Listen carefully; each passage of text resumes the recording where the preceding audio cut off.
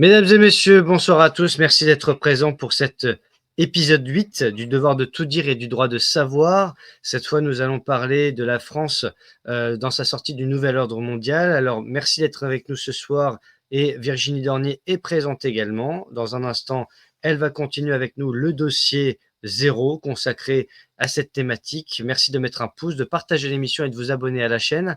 Des ouvrages présents, comme d'habitude, derrière moi, avec bien sûr Claire Sévrac, La guerre secrète contre les peuples, Complot mondial contre la santé, Crime alimentaire organisé, avec Les mensonges du gouvernement US de Robert Malone et Guerre psychologique du même auteur, Serge Monast, l'intégrale, avec également les 3 tomes de Jean-Michel Jacques Festin, Ne leur pardonnez pas, ils savent très bien ce qu'ils font, tome 1, tome 2, tome 3, et enfin Benjamin Mancinelli, Marcher dans l'ombre dans un monde qui mord. Marcher sans armure, pardon, dans un monde qui mord. Je rappelle à titre personnel que je n'ai aucun lien d'intérêt avec Virginie Dornier, ni son mari. Je suis apartisan et asyndical, mon casier judiciaire est vierge et je ne suis pas suicidaire. Je rappelle également que je n'appartiens à aucun réseau hermétique, franc-maçonnerie, Rotary Club, Lions Club, Table 700, Scientologie ou encore Témoin de Jéhovah, et que mon invité est entièrement responsable de ses propos et de ses actions. Je vous dis à tout de suite.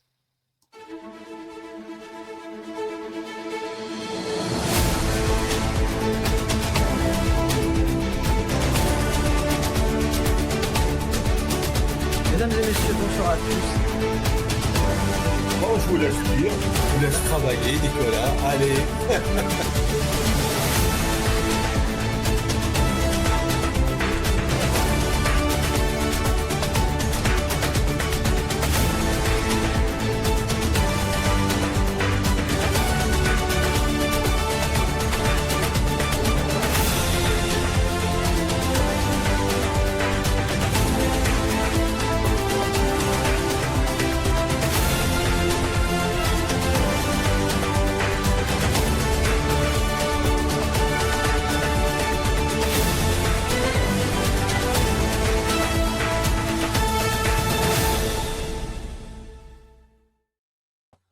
Bonsoir Virginie. Bonsoir Nicolas. Bienvenue pour cet épisode 8 du devoir de tout dire et du droit de savoir. Alors ce soir, nous allons revenir sur le fameux dossier zéro qui fait partie des éléments d'Iseptologie, sortir la France du nouvel ordre mondial, dossier zéro, présentation de recherche. Donc j'allais dire là, on va aussi attaquer le cœur de plusieurs tomes, plusieurs parties précisément.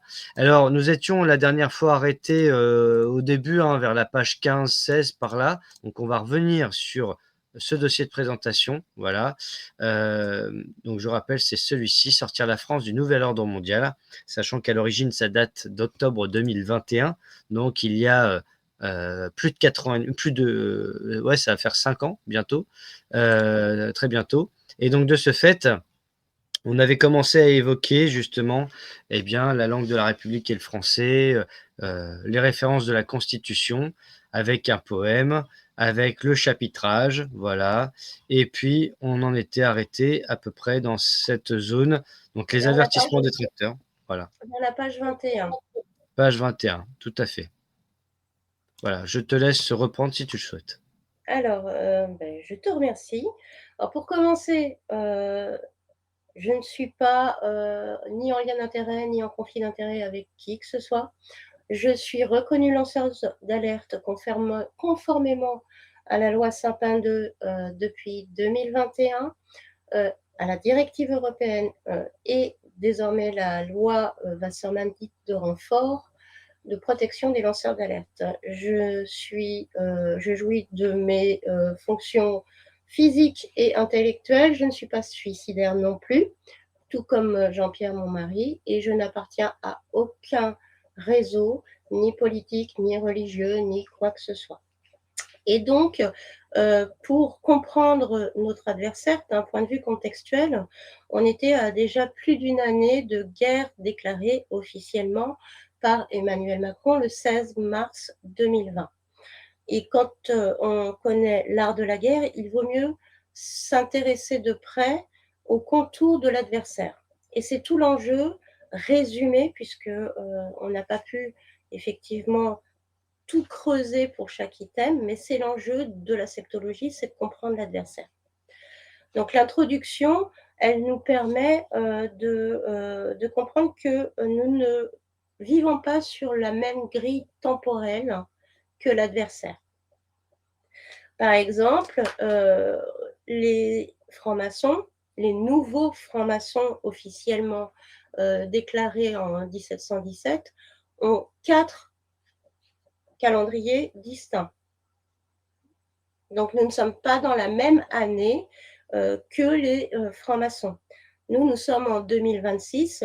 Eux, par exemple, ils sont en 4026. On rajoute 4000 années. Dans les dossiers, on résume 6026 plutôt. 6026, oui, je sais. Pas de souci. Ce décalage de 4000 ans atteste du fait que ce moment est bien antérieur aux dates officielles de création des loges maçonniques. Voilà. Donc, et c'est même antérieur, et ça c'est intéressant de le prendre en compte, c'est même antérieur aux religions dites abrahamiques monothéistes. Donc on est clairement face à un adversaire qui est polythéiste.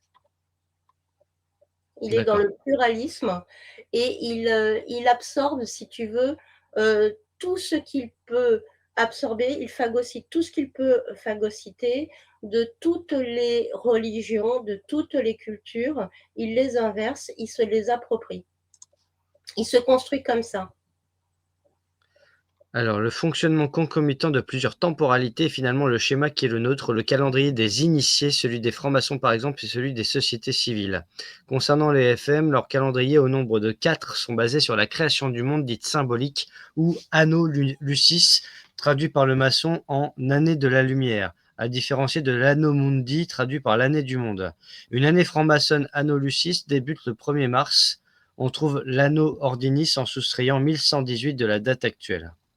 Mais alors, pourquoi une telle distinction de calendrier? Pourquoi 4 calendriers? Pourquoi rajouter 4000 ans? Ça a quelle finalité? Parce que finalement, notre calendrier actuel, il vient d'où? Il vient de quoi et de quand? Parce que... Alors, les calendriers sont des calendriers mobiles, puisqu'il y a le calendrier grégorien, le calendrier julien, tu as le calendrier hébraïque, tu as le calendrier chinois. Donc, le temps est variable en fonction d'un postulat, si tu veux. Donc, nous sommes en 2026, mais c'est un calendrier qui a été mis en place sous Jules César, il me semble. Donc, ce sont des nomenclatures, des conventions qui sont passées par les puissants.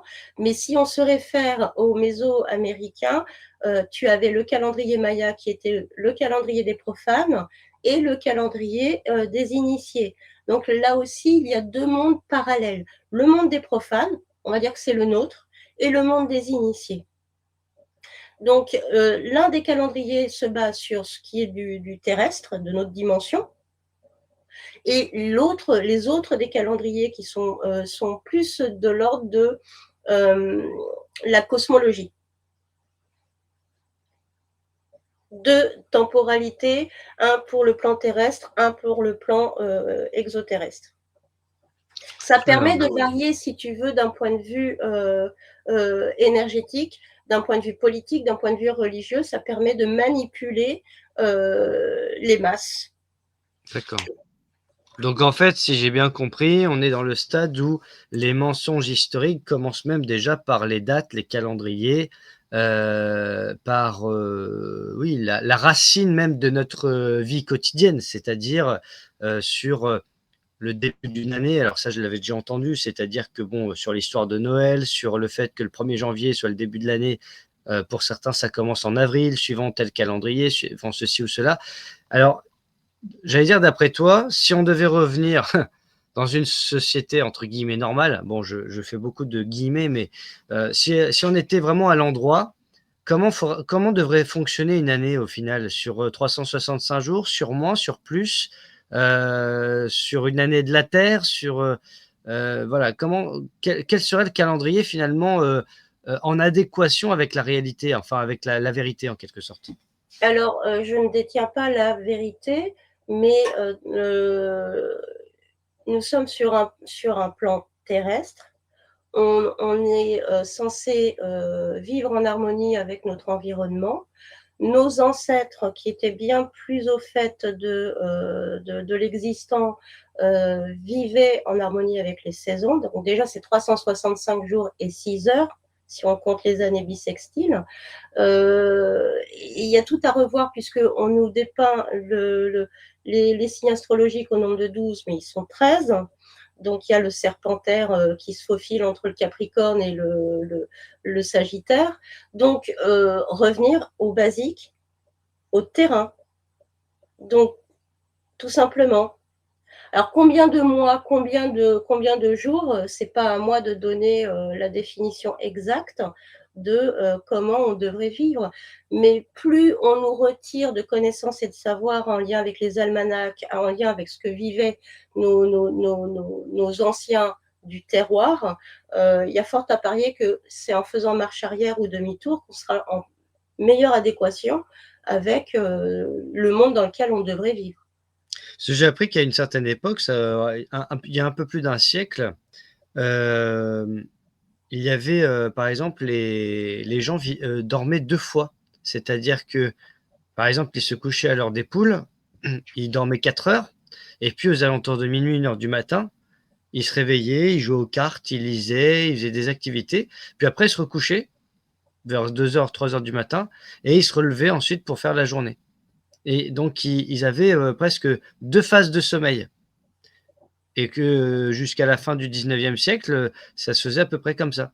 Et qu'ensuite, c'est la société de consommation, la révolution industrielle notamment, et puis j'allais dire le marché du travail qui a fait que on a mis ça de côté. Mais avant, les gens vivaient plus à l'heure de la nature, en fait. C'est ça que. Alors, je vais Voilà. essayer de faire une image très, très synthétique.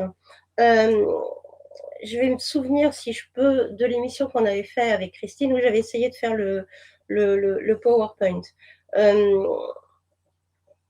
Le temps, l'espace, c'est notre dimension, mais le temps est monétisé. À partir du moment où on a tarifé le temps, on est passé sur un autre paradigme. 60 secondes, tu retires le 0, tu as 6. 60 minutes, tu retires le 0, tu as 6. Tu as 12 heures plus 12 heures sur le cadran de ta montre, ça fait 6. Donc, la marque de la bête, déjà, c'est le temps.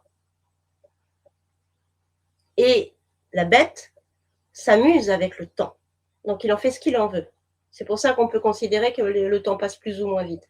Donc, effectivement, plus on se dissocie du temps qui nous est imposé, qui est tarifé, qui est modulé, le temps de la retraite, le nombre de trimestres pour travailler, le temps de travail, le temps qu'on doit rester avec ses enfants, l'âge auquel on doit déposer ses enfants, l'âge auquel on doit vacciner ses enfants, etc. Le temps, c'est l'une des marques de la bête. Donc, il faut on ne veut pas me faire parler. Il faut se départir du temps tel que on nous l'a imposé. 12 heures, oui, 12 plus 12, 24. 24 de plus 4, 6. On pourrait dire aussi 3600 secondes pour, comment dire, 1 heure, c'est-à-dire, il y a 36, un multiple de 6, 6 plus 3, 9, un 6 inversé. C'est vrai que si on fait de la numérologie, entre guillemets, de comptoir vite fait, on voit qu'il y a beaucoup de 6 qui s'y retrouvent. D'accord, donc on a tout cela. Et ensuite, donc le calendrier maçonnique pour le mois de mars. Et en fait, c'est intéressant tout ça parce que nous avons vécu le 16 mars 2020 ce fameux discours du Nous sommes en guerre.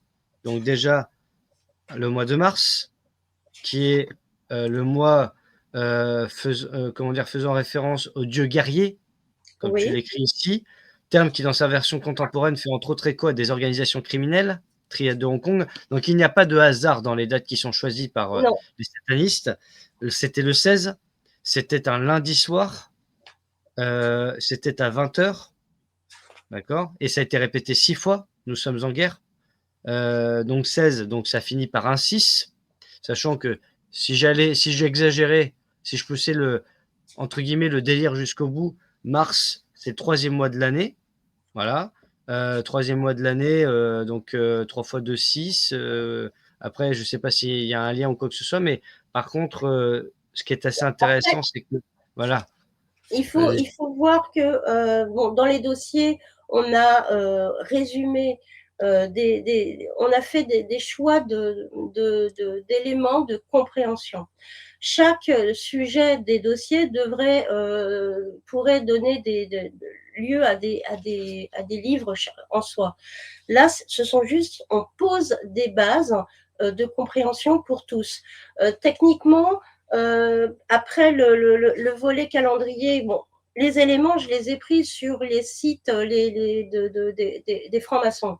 Donc, je ne suis pas une initiée et je ne suis pas une réformée de ces milieux hermétiques. J'ai fait les frais de la franc-maçonnerie dans le milieu professionnel et j'ai toujours décidé, enfin, j'avais dans l'esprit de comprendre pourquoi on m'avait fait la misère au boulot. Donc, quand tu parles du 16 mars, alors mars, c'est le troisième mois, c'est le premier mois de l'année, mais c'est le dieu effectivement de la guerre, et ça dépend du référentiel, si c'est helléniste, romain, etc. Donc, il y a des corrélations, et ça a été plus développé dans les autres dossiers. Mais tu parles du 16, c'est aussi 1 plus 6, ça fait 7. Et ils ont des chiffres fétiches. Ils ont le chiffre 7, ils ont le chiffre 12, et qui sont véritablement, alors 7 est multiple de 7, 12, on le voit dans les Jeux Olympiques, tous les Jeux Olympiques sont en année base 12, donc 36. 2024, 2028, voilà. 1936 à Berlin, c'est base 12, etc. Donc, ils ont véritablement un socle. Alors, c'est un socle soit numéraire, soit c'est un socle énergétique, magnétique, et ils travaillent avec ça. Ils travaillent avec ça.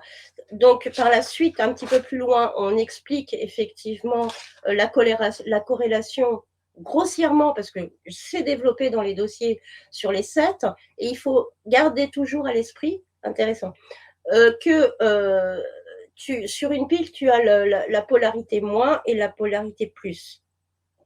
Donc là, si tu vois par exemple ce schéma-là, qui ressemble à un chandelier qui est Oui, ça fait penser à Anouka. eh bien, tout dépend de la polarité. Ça reprend des symboles chimiques. Alors, le symbole de l'homme et le symbole de la femme, mais qui sont aussi des symboles chimiques dans le tableau de classement chimique. C'est aussi le nombre des chakras, c'est tout ça, c'est le serpentaire, tout est, ils maîtrisent, ces gens-là maîtrisent toutes ces forces-là, toutes ces compétences, toutes ces connaissances, tous ces savoirs. Et ils construisent ou ils déconstruisent à foison en fonction de leur objectif. Donc, là, si tu veux, les 7 devoirs des francs-maçons, c'est intéressant de le voir parce que le pendant de ça, c'est l'Esprit Saint ou le Saint-Esprit, où il y a les 7 vertus du Saint-Esprit ou de l'Esprit Saint. Donc, tu vois les deux polarités. Donc, on a combattre pour la liberté absolue de conscience, n'imposer aucun livre sacré en loge, accepter le dialogue sur tous les sujets, placer le bien de l'humain. Alors, attends, il faut que je reprenne ça sera plus facile. De l'humain en référence de la morale. Voilà, Cinquièmement, œuvrer au progrès de l'humanité. Sixièmement, soutenir la laïcité. Septièmement, défendre la République. Alors ça, au moins, c'est facile à comprendre parce que les politiques veulent tous défendre la République. Donc, au moins. Oui, parce que en clôture de leur réunion, ils adressent une prière au président de la République en poste. Une prière au président de la République en poste. Ils clôturent, par exemple, la Grande Loge de France, en Ouais. fin de réunion, ils adressent une prière au président de la République. La République est franc-maçonne par essence. Oui, bien sûr. Oui, oui, oui, puisque dans la Révolution française, on sait très bien, voilà. Donc, quel que Mais alors, soit… attends, parce qu'ils adressent une prière au président de la République. Ça veut dire que de gauche comme de droite, je le dis pour les esprits naïfs surtout, euh, qui n'auraient pas encore compris que manger tous à la même gamelle, ça fait partie de la politique. Et donc, en fait, des gens d'extrême gauche en loge sont capables de faire une prière au président de la République et en public devant les caméras de dire qu'il faut virer Macron, quoi. Il faut voir l'esprit de corps, c'est-à-dire que eux, ils n'ont qu'un seul objectif, eux tous, hein, quand ils sont véritablement initiés, c'est plus tu montes en degrés et plus tu perds ton humanité et tu perds le sens commun. Leur objectif, c'est de faire descendre leur être suprême sur Terre. Donc ils œuvrent tous de concert pour leur seul intérêt général, commun, c'est l'être suprême. Donc, ce qui se passe en loge et ce qui se passe sur scène n'a rien à voir. Peu importe, il y a un travail De toute façon, c'est le théâtre habituel, bien sûr. c'est un travail de sape qui a fait l'objet d'un dossier sur les 7 présidents de l'Apocalypse, où on s'est rendu compte que tous les 3 ans et demi de début de législature, c'était pour dégrossir, donc nous retirer, démanteler tout ce qui fait partie de nos acquis au profit d'autre chose. Et à 3 ans et demi d'exercice, ils évaluent et ensuite ils terminent sur un cycle de 7 ans. Ils terminent ce qu'ils ont à terminer. D'où l'intérêt des timbres Marianne, pareil, qui inscrit en filigrane l'objectif non perceptible de la législature en cours. Donc, j'essaye de me rendre la plus compréhensible possible. Bien sûr, c'est important. Mais c'est un travail de plusieurs siècles où les compteurs ont été remis à zéro au XVIIIe siècle, en 1717, mais initiés au XVIIe siècle, au siècle des Lumières. Bon, l'avantage de ce dossier, c'est que c'est un dossier de présentation, donc ça pourra faire un peu déblayer dans les grandes lignes. Oui, Voilà. c'est vraiment pour essayer de donner une photographie. Mais c'est vraiment passionnant parce que au-delà de l'aspect sidérant, voilà, qui nous agace aussi, le secret, etc. Mais il y a un côté numérologie qui est passionnant quand on y pense. Alors, oui, c'est passionnant, c'est révoltant, c'est révulsant, Oui, voilà, c'est ça. mais si tu veux, pour mieux comprendre notre réalité et celle de nos anciens et éviter de la pérenniser pour les générations à venir, il ne faut pas avoir peur de regarder la réalité en face. Et donc, quand je te disais 1717, on remet les compteurs à zéro, je t'expliquerai une fois qu'on aura l'image de l'échiquier un petit peu plus en détail, mais juste en résumé. Il faut comprendre que j'ai cassé une partie de mes recherches que j'aurais pu mettre sous différents volumes pour les dossiers septologie. J'ai agrémenté au fur et à mesure d'autres informations qui étaient en lien avec notre actualité du moment, donc qui est en lien avec l'ère Macron, le Covid qui était en phase aiguë à ce moment-là. Mais j'ai pas tout mis dans les dossiers, évidemment. Et puis quand il y a des personnes expertes et des personnes qui sont véritablement qui ont travaillé sur des sujets, j'avais pas à creuser plus que ça des sujets qui ont été bien plus détaillés que ce que j'aurais pu faire. Donc là, si vous voulez, une autre façon de comprendre l'adversaire, c'est avec le Léviathan. Il faut qu'on comprenne qui on a en face de nous.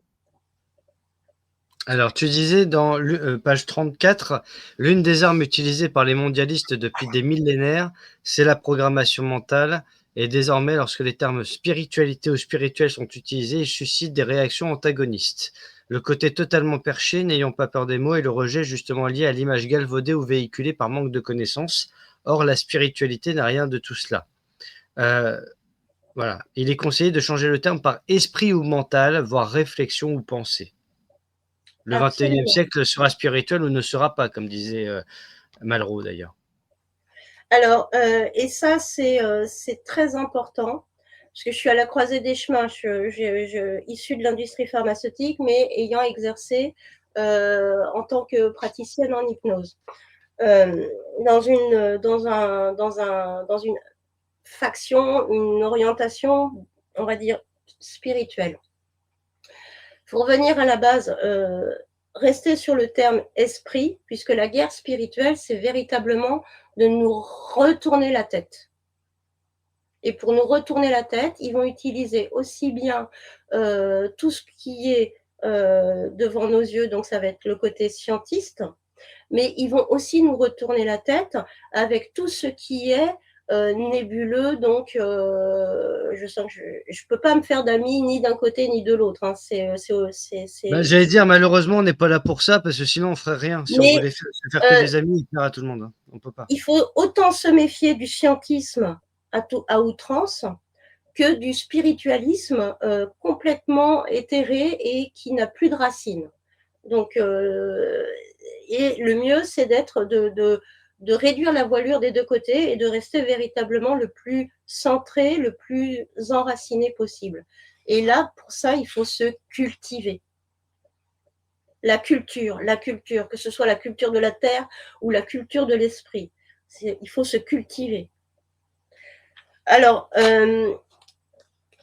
effectivement, ensuite, on essaie de voir quelle bobine, quelle tronche ça pouvait avoir physiquement, ce truc de l'adversaire du nouvel ordre mondial. Nouvel ordre mondial, version 2.0 du nouvel ordre du monde de la Genèse. On est dans une réécriture. Donc, s'il y a eu un nouvel ordre du monde de la Genèse, c'est qu'avant ce nouveau monde qui est le nôtre à l'heure actuelle, il y avait autre chose. Il y a plus de 4000 ans, donc en 6026, il y avait un autre monde. J'espère être claire. C'est pas si évident que ça. Non, mais alors après, tu nous parles des piliers des francs-maçons, donc les mythes, les panthéons des dieux, les jeux de société comme par exemple les échecs, le système politique romain comme la République, le modèle social des ruches, l'ésotérisme occulte et démonologie de toutes sortes, tribal, religieux, païens, l'alchimie occulte, l'ensemble des religions majeures, l'astronomie et autres arts et sciences passées sous silence, la philosophie ou plutôt le sophisme et la maîtrise des discours et méthodes, le discours de Descartes alors, par exemple. Il faut partir du principe que le XVIIe siècle, le siècle des Lumières, est un siècle dit de l'année l'anno Lucis. Oui, puis ce qui est intéressant, c'est que moi j'ai appris ça au lycée. Donc à l'émergence intellectuelle où on absorbe beaucoup de choses, mais sans avoir le message subliminal compréhensible. Donc si je devais le relire 20 ans après, ce serait flagrant. Mais là, à l'époque, on ingurgite ça à l'école comme une recette de cuisine qu'on apprend par cœur pour refaire à l'identique. Et puis, on ne se rend pas compte qu'en fait, la sémantique utilisée, ils sont malins, ils sont subtils. Hein. Donc voilà.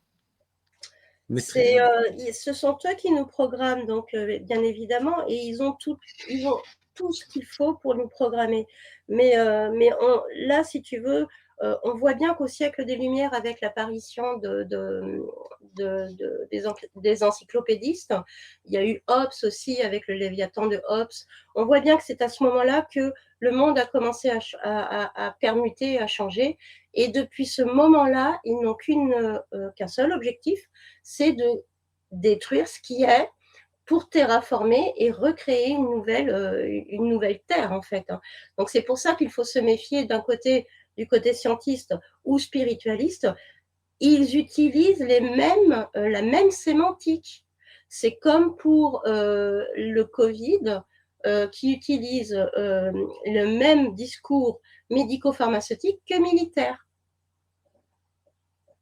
On est véritablement sur un effet gémellaire. Ils avancent de concert.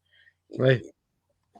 Donc, une façon qu'on a trouvé de définir l'anatomie de l'adversaire, c'est effectivement de se baser sur des mythes et des mythologies comme le Léviathan, la Tarasque gasconne, la bête de l'Apocalypse, et on a essayé de travailler sur bah, ce que dans notre réalité, pouvait représenter, in fine, le Léviathan, la bête de l'Apocalypse, la Tarasque gasconne et d'autres monstres, on va dire, la plupart du temps marins. Qu'est-ce qui t'a amené, toi et Jean-Pierre, qu'est-ce qui vous a amené à travailler sur ces mythologies, sur la franc-maçonnerie, etc. Parce que à l'origine, vous êtes dans le secteur de l'industrie pharmaceutique. Vous n'avez pas forcément fait de formation universitaire en la matière. Ça reste des domaines quand même assez spécialisés, assez spécifiques. Est-ce que c'est la traque maçonnique que tu as subie? Est-ce que ce sont des lectures qui t'ont inspiré? Qu'est-ce qui t'a amené à consacrer plusieurs centaines de pages à des choses qui, pour le lecteur lambda, paraissent totalement hors sujet par rapport au Covid, mais qui en fait sont totalement ancrées et intrinsèques à ce qu'on a vécu? Comment tu as pu faire le grand écart, j'allais dire, entre deux mondes qui semblent, j'allais dire, ne pas aller ensemble, ou en tout cas ne pas se connaître? Et voilà, quelles ont été tes sources d'inspiration et ta manière de travailler là-dessus? Parce qu'il faut quand même se documenter, ça demande des années théoriquement de pratique. Et quand on n'a jamais été franc-maçon, il faut quand même avoir des contacts ou étudier tout ça. Donc, comment vous y êtes pris? Alors, pour ce qui est de la partie de Jean-Pierre, il s'exprimera. On est diamétralement opposés. Et quand tu dis des années de recherche, bah, oui, parce que je me suis toujours intéressée à l'histoire. Donc, au collège, j'étais dans mes bouquins sur la Mésoamérique, j'étais dans mes bouquins sur l'égyptologie. J'ai commencé mes études dans la Sorbonne en histoire de l'art parce que j'ai été refusée en art appliqué. Donc, et c'est pas parce que je n'ai pas pu, étant salariée, étudiante salariée à temps complet, terminer mon cursus à la Sorbonne, c'est pas pour autant que je n'ai pas continué à travailler sur Toutmos VI, que je n'ai pas continué à travailler sur la Mésoamérique, les Mayas, les Aztèques, etc. Donc, tu sais que je suis peintre en décor. Je t'ai envoyé une photo. Donc, je n'ai pas qu'une seule corde à mon arc. Oui, voilà, c'est de la curiosité, c'est déjà de ton parcours, C'est on va dire scolaire. l'envie d'apprendre. Je suis une D'accord. éternelle apprenante. Je suis une éternelle. euh, je veux comprendre. Donc, quelle que soit la profession que j'ai exercée, Si tout le monde voulait comprendre, putain, on serait sauvé, hein, parce que après effectivement, euh, on va pas passer par quatre chemins. Dans les années 80, on passait des tests, en général c'était en cinquième, pour voir si quel pouvait être notre quotient intellectuel. Donc il se trouve que on avait perçu que j'étais un petit peu au-dessus de la norme. Voilà. Ensuite, on a considéré que j'étais hyperesthésique etc. Donc en fait, tu as en face de toi une nana qui est complètement bizarre. Mais ça me va parce que tout m'intéresse. Et en même temps, justement, le résultat aussi est sensationnel. Donc, bon, la bizarrerie a quand même de bons mais c'est côtés ça qui parce est que fabuleux. voilà. Et alors là, je reprécise aux auditeurs que moi, j'ai pas repris les dossiers depuis que je les ai lus à l'été 2024. Donc, ça fait 18 mois. Je suis un Depuis peu comme longtemps. Virginie, je redécouvre un petit peu ce que j'ai lu et ça me fait des rappels. Donc là, nous sommes en train de parler du Léviathan et de la bête de l'Apocalypse. La bête de l'événement est là et elle arrive, hein, forcément, c'est ça qui revient. J'ai fait d'ailleurs une lecture audio sur l'Apocalypse de Saint Jean. Alors, c'était peut-être une version qui plaît pas à tout le monde, etc. Mais c'était une lecture difficile parce qu'en plus, c'est plein de sous-entendus et de références bibliques, etc. Donc, ça se lit pas comme un roman, forcément. Ça se saurait. Excusez-nous. Il n'y a pas de souci. Donc je cite: «Le Léviathan est un monstre colossal, dragon, serpent et crocodile, dont la forme n'est pas précisée. Il peut être considéré comme l'évocation d'un cataclysme terrifiant capable de modifier la planète et d'en bousculer l'ordre et la géographie, sinon d'anéantir le monde. Sa description évoque par périphrase le redoutable crocodile du Nil qui abondait alors au pays des pharaons. Cette description est un extrait de la page Wikipédia mise en référence. Quant à la bête de l'Apocalypse, selon la tradition chrétienne, c'est une figure de l'eschatologie chrétienne qui apparaît dans le chapitre 13 de l'Apocalypse de Saint Jean, en écho à la vision des 4 bêtes du livre de Daniel. Donc après, il y a plusieurs interprétations possibles. Est-ce que la bête aurait été créée par Dieu, les bergers, les sacrifices, la créature marine ayant reçu les pouvoirs de Satan, la créature terrestre, alter ego de la première. Voilà, voilà. Alors, j'ai mis en tête de chapitre une des versions contemporaines du Léviathan, qui a été mis en place, je te le rappelle, on va dire sorti des abysses au XVIIe siècle, acté en 1717, toujours d'actualité de nos jours. C'est l'ONU, entre autres. Donc, et c'est pour ça que je voudrais faire une petite digression. Je t'en prie. Il y a des personnes qui sont véritablement calées dans leur sujet, à savoir le droit maritime versus le droit continental. Si on prend la référence de l'histoire du Léviathan, qui est un monstre marin mortellement blessé par l'archange Michael, dont le sang a donné un avatar terrestre mi-ours, mi-lion. Ça veut dire quoi? Ça veut dire que ceux qui sont à fond dans le droit maritime sont dans le vrai, tout autant que ceux qui sont dans le droit continental. Alors, c'est pas dans nos dossiers, je l'ai mis sur plusieurs postes, je t'explique. La franc-maçonnerie de 1717, ce sont des symboles maritimes. C'est l'empire maritime anglais et français qui ont fait main basse sur le savoir ancien des bâtisseurs. Le compas, l'équerre du logo franc-maçonnique sont des instruments maritimes. Donc, la Révolution française ayant été fomentée, orchestrée par tous les corsaires et leurs alliés, mais tous ceux qui faisaient du trafic maritime, ont fait main basse sur le territoire, ont introduit le droit maritime sur tous les territoires de France, sauf l'Île-de-France, dont la capitale. La capitale, c'est le département 75. Je parle lentement, hein. Le département 75. Le G du logo franc-maçon, c'est la 7e lettre de l'alphabet, la 5e consonne. Consonne, Donc, voyelle.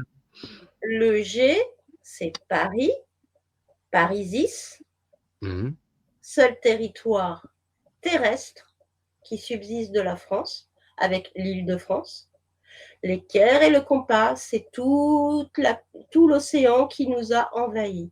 Et c'est pour ça que les experts en droit maritime qui expliquent la fraude du non légal, le fait que nous soyons effectivement des marchandises, etc., ont raison. Et les experts qui défendent le droit continental ont raison, mais ils n'ont pas ils ne mettent pas en comment te dire, il n'y a qu'un tout petit territoire du royaume de France qui subsiste. C'est le G, c'est le 75, et ça pourrait être la Moselle, hein, si on inverse. Donc la D'accord. franc-maçonnerie depuis 1717 jusqu'à, on va dire, 2012, c'est une franc-maçonnerie maritime, fluide, liquide. Argent liquide, liquidateur, Ah, liquidité. d'accord. D'ailleurs, Les Liquidateurs, c'était le bouquin d'Olivier Marleix. Donc Euh, les liquidateurs qui sont là soi-disant pour redresser les entreprises, mais pour mieux les dézinguer. Et donc là, sur on le parle. quotidien, la sémantique maçonnique liquide, en tout cas maritime, d'accord. Là, je commence à comprendre. Ouais. Ok. Et nous sommes passés avec le calendrier Maya, le fameuse année 2012. 21 décembre 2012, oui. Voilà, 21/12/2012, donc 21/12, le jour de l'anniversaire voilà. Donc une date clé, 21/12, c'est la mort de la franc-maçonnerie maritime qui a eu lieu à partir de 1717 jusqu'en 2012 pour la naissance d'une nouvelle franc-maçonnerie, elle qui est digitalisée. Si on prend l'élément eau, solide, glaçon, liquide et gazeux, là on est sur le côté totalement dissous, vaporeux, d'où les spiritualistes qui sont totalement évanescents ou les scientistes qui sont totalement eux aussi dans la digitalisation. Est-ce que le fait que Macron soit né le 21 décembre, ça a un impact sur sa destinée ou en tout cas sur la numérologie, etc.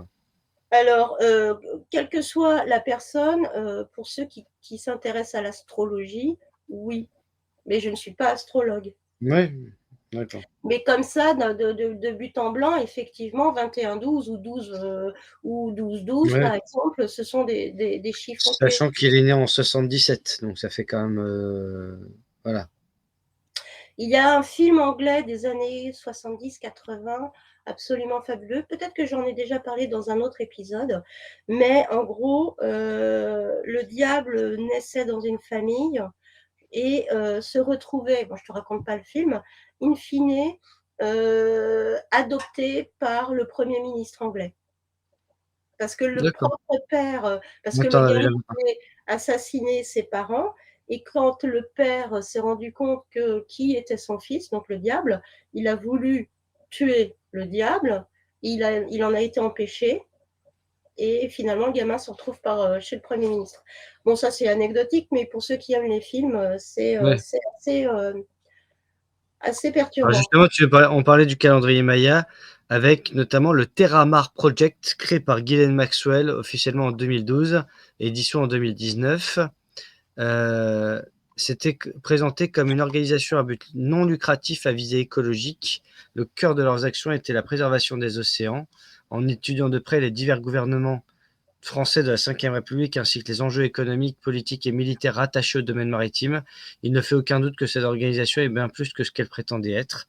Et le fait qu'elle soit dissoute suite au scandale sexuel ne signifie pas pour autant que l'activité rattachée à cette organisation se soit arrêtée.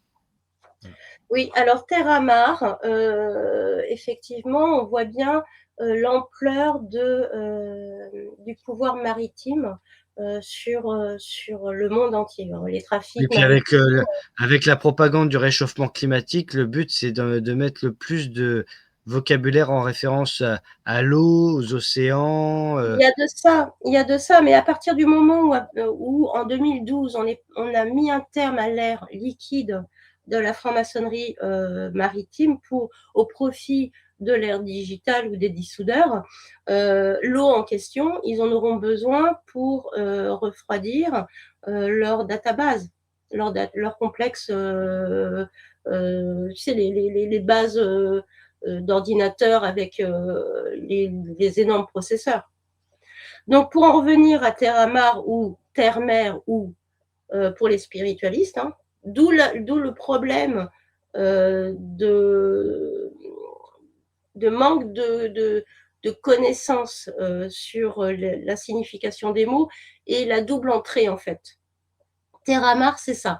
C'est Ghislaine Maxwell, mais Terre-Mer, pour les spiritualistes, pour ceux qui sont dans l'ésotérisme ou la spiritualité, dont je suis, il ne faut pas oublier, il faut faire attention à ce que ça peut signifier. c'est l'océan, c'est les puissants, c'est un système fluide et c'est un système qu'on ne peut pas attraper s'il est liquide. Donc il faut consolider nos connaissances pour les pétrifier et pouvoir les anéantir. Alors, si cette organisation n'existe plus en tant que telle, il se trouve que d'autres comme l'OMS, les eaux internationales ou les Global Commons sont à pied d'œuvre depuis bien longtemps pour contrôler les océans. Alors la charité, oui, il y a le business de la charité aussi, qui est malheureusement un concept aussi répandu. Oui, il y a cette partie-là aussi. Alors ça, explique-nous.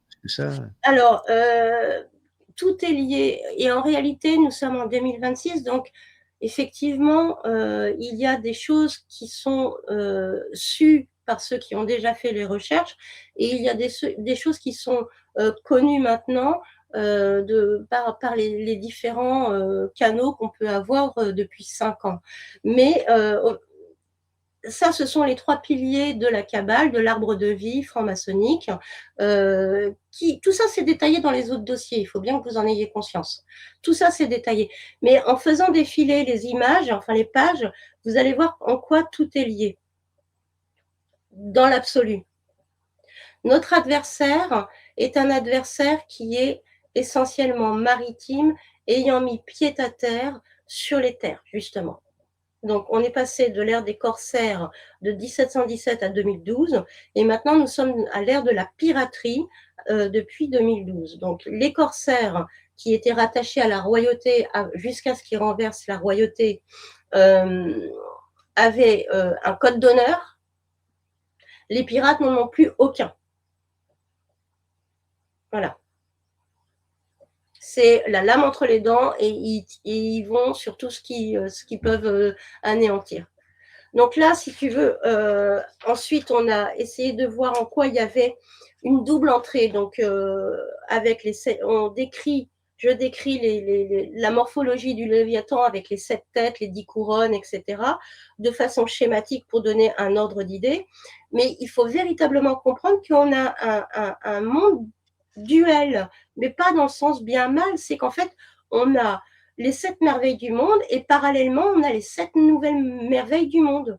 Donc, on a véritablement 2 mondes parallèles qui cohabitent sans qu'on le sache. Il y a le nôtre et le leur. Par exemple, sur le schéma avec les étoiles, un tout petit peu plus bas, s'il te plaît. Ouais. Sur les nouvelles merveilles du monde. Là. Top. Ça, c'est le leur, par exemple. Et ça pourrait être réactualisé parce que le dossier, il est de 2021. Donc, au centre, tu as terre-à-mar, trafic humain, armes, drogue, tout ce qui transite par le maritime. Mais tu as aussi… D'ailleurs, il y avait eu l'affaire Evergreen il y a quelques années. Bien entendu. Mais leurs 7 merveilles du monde de l'époque, il y a 5 ans qui se sont écoulés, et ben, tu avais la France, le Royaume-Uni, avec le tunnel sous la Manche. Ça fait partie de leur merveille du monde. Tu as Toronto, au Canada, avec la tour CN. Tu as San Francisco, aux USA, avec le pont de Golden State. Tu as au Brésil et le Paraguay le barrage Itaipu. Voilà. Et nous, de notre côté, on a la Grande Muraille de Chine sur nos merveilles du monde à nous, le Petra, tu as le Christ Rédempteur, tu as le Machu Picchu, tu as le Chichen Itza, le Colisée ou le Taj Mahal. On a toujours l'effet miroir. D'où l'importance de ce qu'ils disent, puisque le prononcé fait foi. Et quand on nous dit le 16 mars 2020, nous sommes en guerre, ce n'est pas à prendre à la légère. Quand en septembre 2025, Emmanuel Macron dit il y a des prédateurs et c'est la tradition, ce n'est pas à prendre à la légère. Il y a des prédateurs et c'est une tradition. Mais nous ne sommes que les proies, ils sont les prédateurs. Mais nous sommes le nombre et on commence à se réveiller de la torpeur. Donc ensuite, on a essayé, là c'est pareil, les pages suivantes, les chiffres, ce sont les chiffres du moment quand j'ai fait le dossier, mais on a décrypté au réel ce que signifie le monstre du Léviathan avec les 10 cornes, les 10 têtes, etc. Est-ce que ça peut donner comme portrait robot? Vous voyez ça, le dossier là, c'est un portrait robot, c'est pas... c'est une esquisse, c'est pas un portrait de Léonard de Vinci ou d'un peintre maître. Hein. Rien à voir. C'est juste pour poser le décor. Alors, justement, on a les 10 empires économiques mondiaux, Canada. Ouais, d'accord. Sur ce Au qui moment venait. où j'ai fait, ça a pu Ouais, bouger. ouais. Hein. Bah oui, j'imagine. Ouais.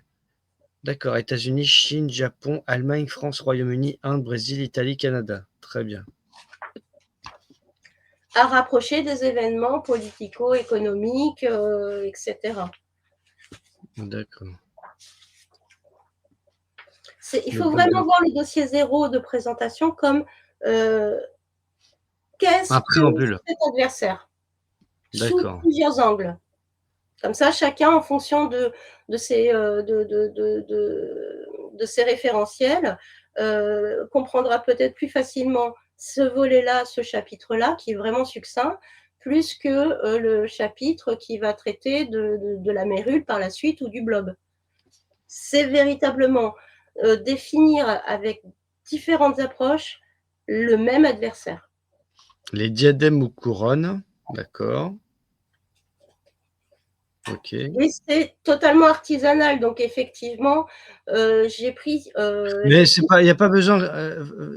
Comment dire, ne sous-estime pas le travail que vous avez fait parce que ça s'adapte à tout le monde. C'est-à-dire qu'il n'y a pas de jargon hyper scientifique, hyper technique que personne ne comprend à part les initiés. On n'est pas là pour ça. On est là pour faire de l'éducation populaire, de retransmettre des savoirs et oui, d'alimenter les cerveaux. Donc il faut le faire de la manière la plus simple possible pour que tout le monde puisse comprendre facilement. Alors, par exemple, je te remercie, Nicolas. Ça fait plaisir à entendre parce que c'est pas courant. Mais non, je sais. Mais entre ceux qui, soi-disant, n'ont pas le temps de lire ou ne veulent pas lire parce que c'est trop long, ne veulent pas regarder les vidéos parce que c'est trop long, tous ceux qui trouvent des bonnes excuses pour être paresseux intellectuellement, mais qui, il suffit de regarder 3 heures de conneries à la télévision, ça, ou même sur Internet, ça pose pas de problème. Ça suffit. Si les gens veulent rester médiocres, qu'ils restent médiocres, mais qu'ils n'incitent pas les autres à en faire autant. En tout cas, moi, je m'y refuse. Donc, à ce moment-là, voilà, ils se désabonnent et ils vont voir ailleurs. Très bien. Pour ce qui est de ce que peut représenter au réel la couronne du Léviathan, alors le Léviathan, c'est aussi le livre de Hobbes, hein, je le redis, qui est un pavé. En collection de poche, il fait plus de 600 pages, c'est écrit tout petit, c'est obscur à lire, mais c'est un indispensable. Et donc, le système de la couronne rapporté donc au Léviathan que peut être l'ONU et ses différentes têtes, donc la tête OMS, la tête OTAN, etc., hein, c'est le monstre aquatique, puisqu'il n'est pas terrestre. C'est pas une organisation, c'est pas un royaume, c'est pas un État, c'est une organisation. Donc, en fait, c'est flexible, c'est malléable, c'est liquide, ça n'a pas de racine.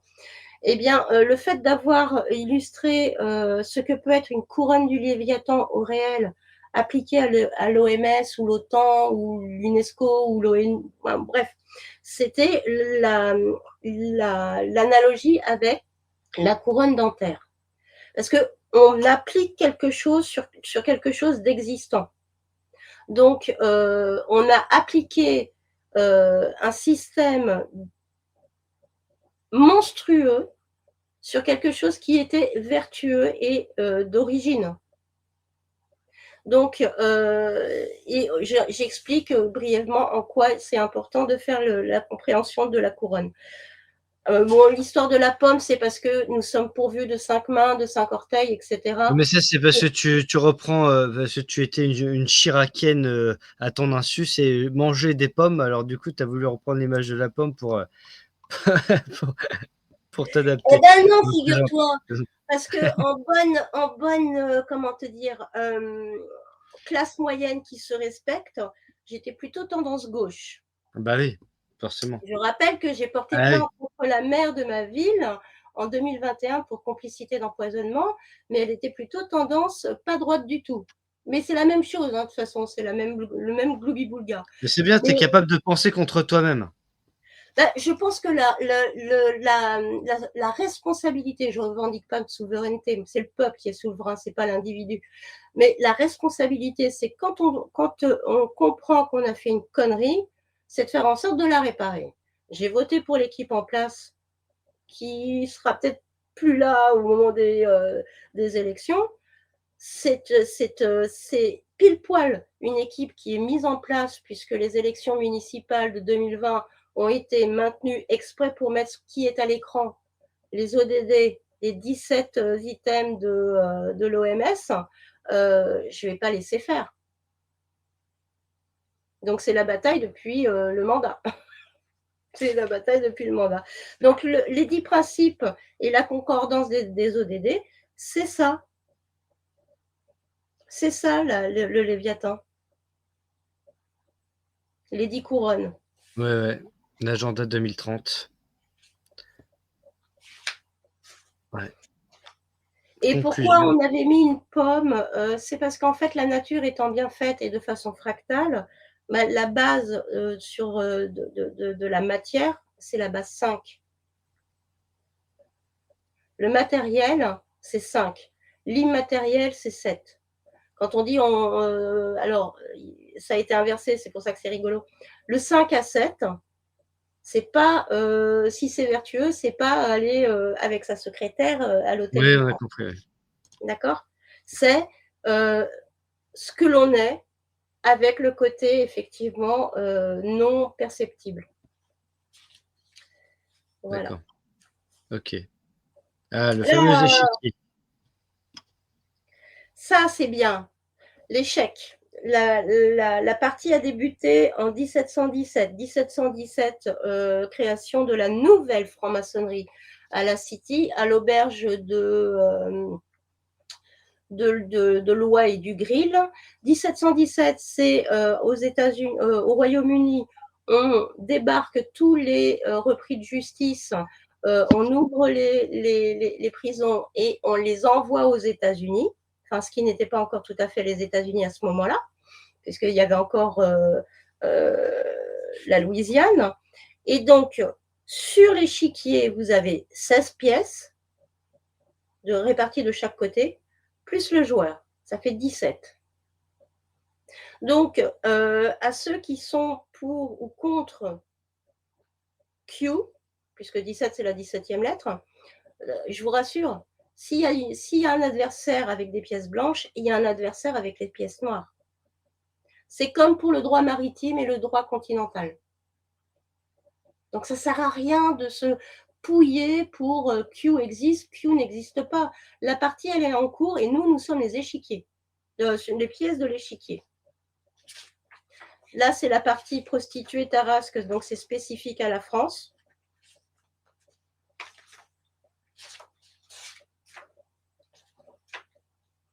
Voilà, la prostituée, puisqu'on est dans la réécriture, l'adaptation 2.0 de tous les textes qui existent, hein, la Bible, la Torah. Donc l'idée de comparer la République française à la prostituée biblique est également valable. Oui, ça, Alors je la pense que prostituée, maintenant beaucoup le savent. Alors, la prostituée biblique, c'est une image ou c'est une référence à la Bible? Ah ben, c'est dans les textes bibliques. Hein. C'est Marie-Madeleine? Non, pas dans l'Apocalypse. Marie-Madeleine, la prostituée, ce n'est pas que Marie-Madeleine. D'accord. Okay. Alors, la question de boîte de Pandore, bon, ça, c'est forcément. Donc, tu reviens sur le coup d'état maçonnique de la Révolution dite française. La Révolution dite bourgeoise. Bourgeoise dite française, parce que ça, c'était au Grand Orient de France, 1973, image d'archives où Fred Zeller était maître du Grand Orient et où la franc-maçonnerie se targuait et se vantait d'être derrière les révolutions colorées, dont la révolution bourgeoise. Voilà. Ensuite, Donc, alors, la boîte de Pandore, je rappelle une chose, juste comme ça. C'est que le dernier fléau de la boîte de Pandore, il ne faut pas se leurrer, il ne faut pas faire de contresens. C'est l'espoir. Le pire des fléaux de la boîte de Pandore, contrairement à ce qu'on peut imaginer, et non pas la meilleure des choses qu'il puisse y avoir, c'est l'espoir. L'espoir incite à la passivité. L'espoir fait qu'on va reporter sa prise de responsabilité sur, on va dire, un hypothétique Messie, sur un hypothétique sauvetage qui viendrait de l'autre outre-Atlantique, sur un hypothétique sauvetage qui viendrait outre-Rhin, outre-Oural, etc. Le pire fléau du mythe de la boîte de Pandore, ce n'est pas la famine, ce n'est pas la dévastation, c'est l'espoir. L'espoir, c'est l'anagramme de poire et de proie. Une fois que vous avez intégré le concept des anagrammes, vous avez tout compris. Donc, il faut arrêter d'espérer, parce que tant qu'il y a d'espoir, c'est foutu. Il n'y a de mouvement, il n'y a de prise de responsabilité, il n'y a que compréhension qu'une fois qu'il n'y a plus aucun espoir. Et c'est le désespoir qui déclenche l'énergie. d'accord. Donc en fait, tu incites les gens à être fatalistes et pessimistes pour se bouger le derrière et agir. J'incite pas les gens à être fatalistes et pessimistes. J'incite les gens à se regarder dans les angles morts, rétroviseurs, et de ne plus se voiler la face. Être lucide, c'est prendre en compte le mauvais comme le bon. Ouais. Être lucide, c'est de prendre en considération les faits pour ce qu'ils sont. Je ne suis ni pessimiste ni optimiste. J'accueille les choses telles qu'elles sont, telles qu'elles sont. Au jour où on en est, c'est chaud patate. C'est chaud patate, pourquoi? Parce Ouais, que c'est le cas de le dire, ouais. beaucoup de personnes ont espéré, mais ont espéré que d'autres viendraient agir pour renverser l'infamie. Dans ma commune, beaucoup ont espéré, durant les 5 années de mandat, que l'équipe municipale s'en aille. Mais quand il n'y a personne au conseil municipal, quand personne ne se bouge le séant, le joufflu, il ne se passe rien. Donc non, être lucide, c'est de prendre les deux volets. Et tu en fais quoi? Bah, je pense que les faits nous le montrent. Hein. Au mois de décembre, je te rappelle que ce qui se passait au niveau du monde agricole, là, je peux te garantir qu'il n'y a plus aucun espoir. Il ne reste que quoi? L'énergie du désespoir. Et il bouge. Et on va bouger avec. Et on doit bouger avec. Alors, tu parles de la guerre 14-18, des autres fléaux. Alors, je vais pas faire page par page non plus. Non, parce que Non, parce que les auditeurs aussi vont faire le boulot. Il n'y a pas de raison. De toute façon, je le rappelle, comme je le dis à chaque épisode, le mail de Virginie, les dossiers, accès libre gratuit, etc. Lisez-le à tête reposée. Il y a 82 pages. On va bientôt finir cet épisode. Là, c'était une émission de présentation des recherches, mais c'était important parce qu'il y a beaucoup de ramifications ésotériques, des références bibliques notamment. La France sur le trottoir depuis 58. Ouais, on dit souvent qu'on Alors, on fait le tapin. Pardon, excuse-moi. Vas-y, je t'en prie, je t'en prie. Lis le passage de Lévitique 19-29, parce Ouais. que tu me demandais qui était la Ouais, prostituée. le conseil Bah, des versets, je lis la référence. tu ne profaneras point ta fille en la livrant à la prostitution, de peur que le pays ne se prostitue et ne se remplisse de crimes. Bon, Voilà. voilà, quoi. Et là, c'est le côté biologique de l'adversaire. On a essayé de voir comment, au fil des siècles,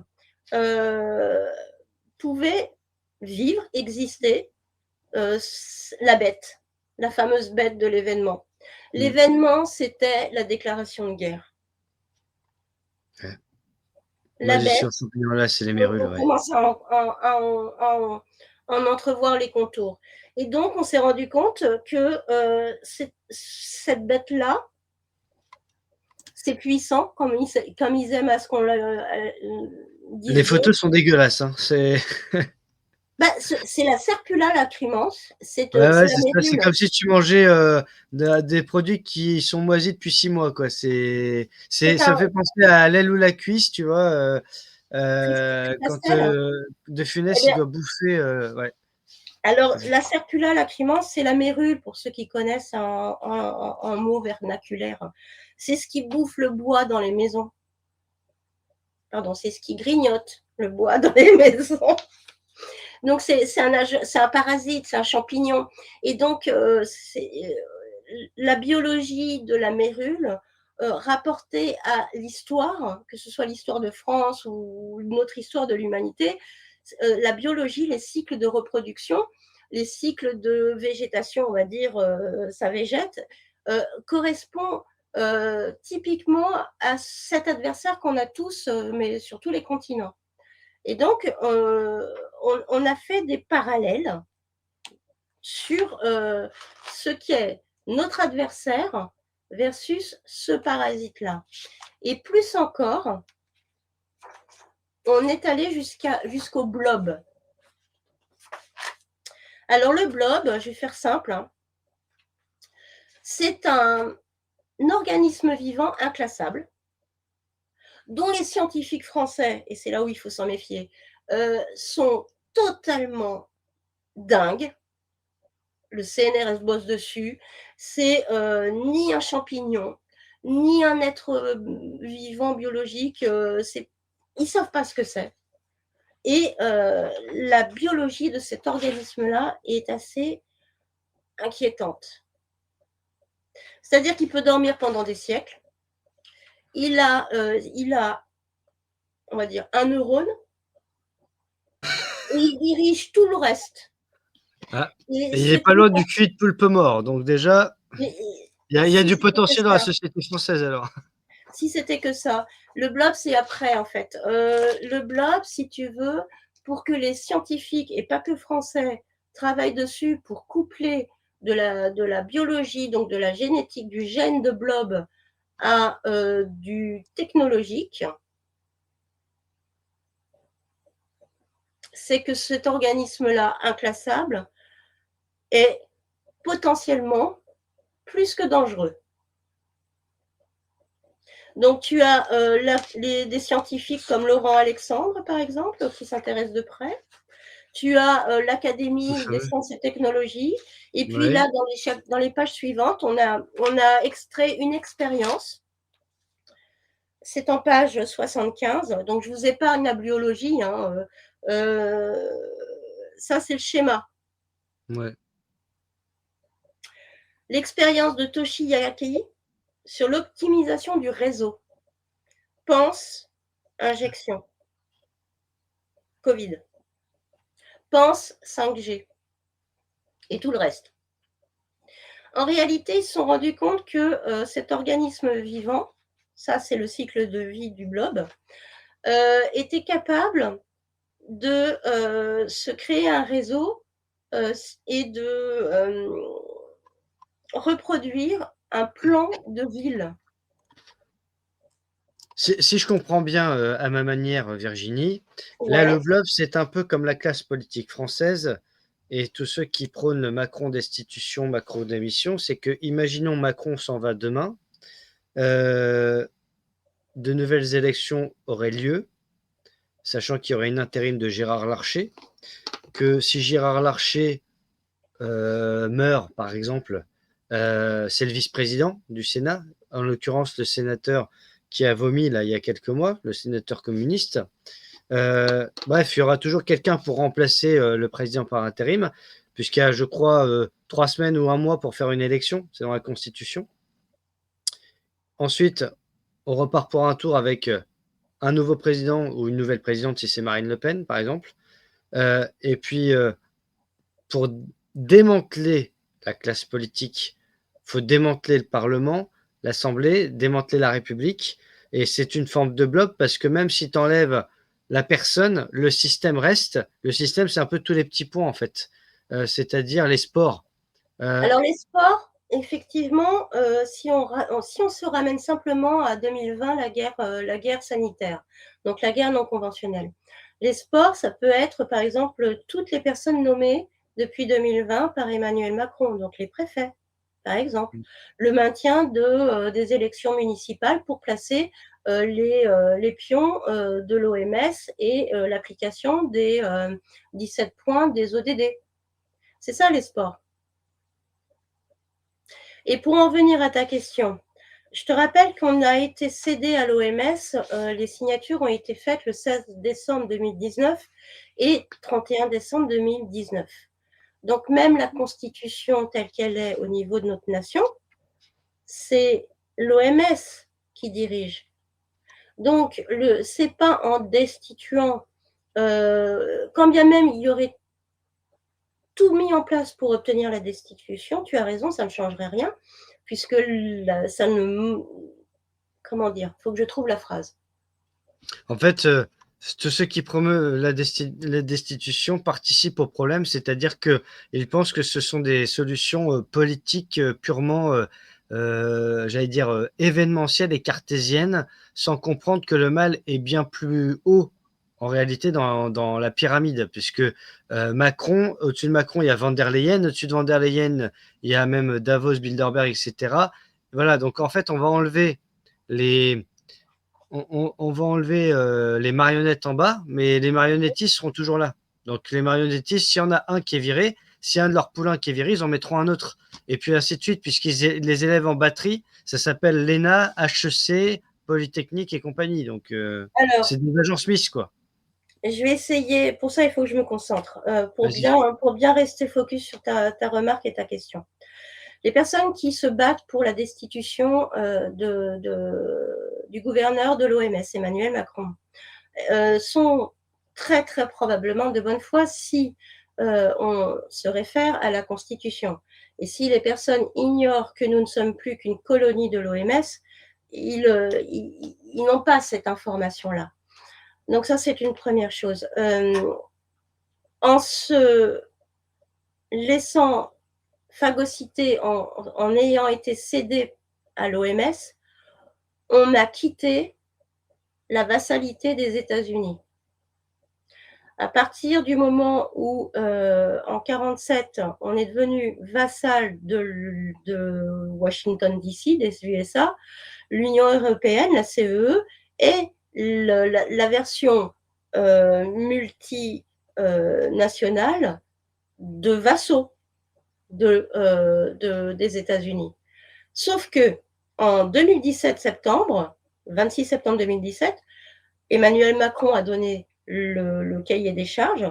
Donc, le binôme franco-allemand n'œuvre plus pour la vassalité aux États-Unis, mais pour leur empereur, on va dire, OMS. Donc, l'UE, elle n'est pas au-dessus de la France. L'UE est en train de se calquer sur ce qu'introduit la France pour l'OMS. Donc, la seule chose, à mon sens, qui soit valable, c'est qu'une une bonne fois pour toutes, on intègre que la France a été cédée à l'OMS. Donc, on est dans la trahison la plus ultime, que on doit renverser la Ve République, la mettre en nullité absolue. On en revient au devoir de tout dire et au droit de savoir. Et ça revient toujours à la même chose, c'est qu'on ne peut pas embrayer sur un nouveau régime politique, royauté ou nouvelle république, si on ne met pas tout à plat.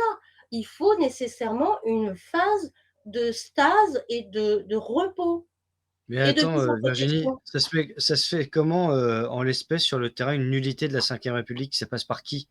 Par le peuple, par les députés, par qui? Mais Parce que alors, la mise en nullité, il faudrait que des c'est pas avocats, par une des bonne fois. pétitions ou des manifestations que ça se fait, ça. il faut déclarer la mise en nullité. Et ça, Oui, mais je répète mes déjà, questions. il faudrait toper les fameux académiciens des sciences morales et politiques.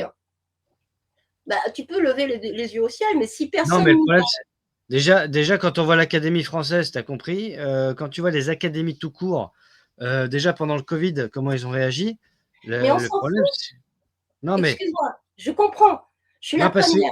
ils sont tous proches du pouvoir. C'est ça le problème. C'est-à-dire qu'aujourd'hui, c'est soit il y a une sécession totale du système. J'ai même entendu parler du concept de décitoyennisation, soit on va gamberger pendant des siècles encore. Donc, Alors, je comprends, je comprends. Ce n'est pas parce et qu'on est. je te dis pas ça pour te provoquer. C'est simplement Mais que pour ceux qui se posent la question ce soir, tu peux. la mise Alors, en nullité, est-ce que c'est une déclaration écrite en préfecture comme une manif? Est-ce que c'est un courrier à son député? mais, Ça se passe comment sur le terrain? eh ben, je te dirais que les professionnels du droit planchent dessus, sans faire référence aux frères Trois Points, mais qui, une bonne fois pour toutes, ils reconnaissent que Vincent Auriol, c'est un coup d'État de mise en vassalité pour Washington DC, pour les États-Unis, et qu'ils admettent, qu'ils reconnaissent que depuis le 16 mars 2020, c'est au nom de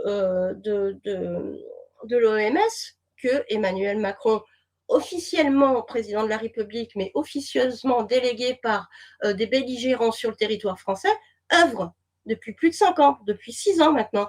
Donc, mais à eux, moi, je ne suis pas professionnelle du droit. Il y en a, bon sang de bois, bah, qui plongent sur les bons sujets. Si l'énoncé n'est pas bien posé, tu ne peux pas avoir la bonne réponse. Donc, si on n'admet pas qu'effectivement, et on en revient toujours au Covid, que la déclaration de guerre est une déclaration officielle puisque le prononcé fait foi, point, on s'arrête là. Et on ne peut pas. Il faut être tacticien stratégique. Je te donne un exemple, parce que il ne faudrait pas imaginer que, enfin, il ne faudrait pas qu'on s'imagine que je suis juste dans mes cahiers à tourner des pages et à faire des dossiers parce que j'ai rien que ça à foutre. Je rappelle que j'ai porté plainte contre la maire de ma commune. Elle encourt 30 ans de prison puisque la plainte est active au tribunal. On était en août 2021 quand j'ai porté plainte. Je rappelle que quand je peux, j'assiste au conseil municipal. Que quand les gens déambulaient avec le masque en extérieur, je n'ai jamais porté de masque en extérieur, que j'ai eu des prunes, même quand je n'étais pas présente, parce que mon nom était fiché à la police municipale. Qu'en décembre 2020, je crois, ou 2021, je ne sais plus quel Noël. Donc, il y a quelques années en arrière, nous, on est une ville de 14 000 habitants. Les fêtes de Noël, avec Jean-Pierre, on a descendu toute l'artère principale avec des milliers de personnes masquées. On était les seuls à contresens à ne pas être masqués. Donc, je ne fais pas rien, mais ne rien faire ne résout rien. Donc, effectivement, comment on appelle ça, les immortels, avant qu'ils n'intègrent leur panthéon, là, bah, si on ne les il ne s'agit pas de les provoquer. Si on ne les met pas face à leurs responsabilités, on n'obtiendra rien. Quand je fais mes démarches auprès de la mairie et que la mairie me bloque, malgré mon statut de lanceur d'alerte, j'ai plus accès à la page, aux médias de ma commune. Mais c'est un délit d'entrave concernant mon statut. Je laisse faire. Quand je porte plainte pour menace, parce que j'ai un conseiller municipal qui a essayé de m'en mettre une en clôture de conseil municipal, et qu'on porte plainte, mais que la plainte est déboutée parce qu'elle ne reprend pas tous les éléments de la plainte. C'est très bien, parce que ça ne fait qu'alimenter. Quand je ne peux plus mettre de commentaires sur les sites des préfectures de Facebook, parce qu'on me chante, c'est très bien. Donc, c'est toutes ces choses-là qui alimentent le fait qu'on reprenne peut-être un peu de terrain tous ensemble. On est 68 millions, bordel, pardon, de piano à queue. Il n'y a pas de petites actions. Quand quelqu'un, j'ai pris l'avion, j'ai pas porté le masque. J'ai bu mon café au goutte à goutte de Montpellier à Paris. et j'ai dégusté mon biscuit. Il n'y a pas de petites actions. C'est avec des petites actions, chacun à son Avec des niveau, petits qu'on ruisseaux avance. qu'on fait des grandes rivières. Absolument. Donc oui, la destitution, si elle se passe, on va se retrouver avec les mêmes, et c'est prévu dans le game. Mais si on met en avant les faits de guerre, les crimes de guerre, les blessures de guerre, il y a des textes pour se défendre. Pour les, on en revient toujours à la même chose. On me demande toujours, mais qu'est-ce qu'on peut faire? Ben, le conseil municipal, par exemple, pourquoi pas? Pour les vaccinations au collège, c'est interdit. Ben oui, mais c'est interdit, comment on fait? On sort le bulletin officiel 2020, de 2000. Depuis 25 ans, 26 ans maintenant, c'est interdit les vaccins en établissement scolaire. C'est interdit de faire le métier pour lequel je suis passée à la fac de pharmacie. Ce sont des petites choses comme ça. Et puis ceux qui sont dans le commerce, ils ont des pépites. Et ceux qui sont dans l'énergie, ils ont des pépites. Et chacun, on agrémente on a la bête de l'événement, à nous de créer notre bête de l'anti-événement. Et on agrémente les uns avec les autres. Donc oui, effectivement, la mérule, c'est inquiétant parce que déjà, dans le mécanisme, la biologie, c'est flippant. Mais en plus, il faut beaucoup d'études scientifiques pour l'appareiller avec du technologique. Donc, si tu te retrouves avec, par exemple, de l'ADN de blob avec du graphène et que ce combiné-là se fait en sorte de pouvoir s'agglomérer les uns aux autres et finalement prendre possession de ton corps au niveau du circuit sanguin, etc., et faire que ton sang se colmate, coagule, par exemple, ou que il y ait des programmes d'absorbeurs de CO2 qui reprennent le blob, comme c'est sorti il y a 1 an et demi, pulvérisé dans les chemtrails. Donc oui, effectivement, mais tant qu'on n'aura pas la connaissance dans les grandes lignes, parce que je suis toujours en train d'apprendre des choses, et il y a des personnes qui ont fait un boulot magistral. Eh ben, tant qu'on n'aura pas les contours de l'adversaire, on ne saura pas comment organiser une stratégie. Et je le rappelle, effectivement, il n'y a pas de mauvaise idée. Chaque petite action compte Chaque dans le colibri. collectif. Merci à toi, Virginie, pour cet épisode. Je n'ai pas de chaîne YouTube. T'as Je ne pas de fais chaîne. pas de vidéo. À chaque fois que j'ai essayé, j'ai cassé mon téléphone et mon ordinateur. Bon, voilà, donc au moins Et tu on le fais salue ici, Stéphane Melero. c'est plus simple. Merci en tout cas, Virginie, pour cet épisode. On parlera dans le prochain épisode d'un autre dossier. Merci à tous de nous avoir suivis et à très vite pour de nouvelles aventures.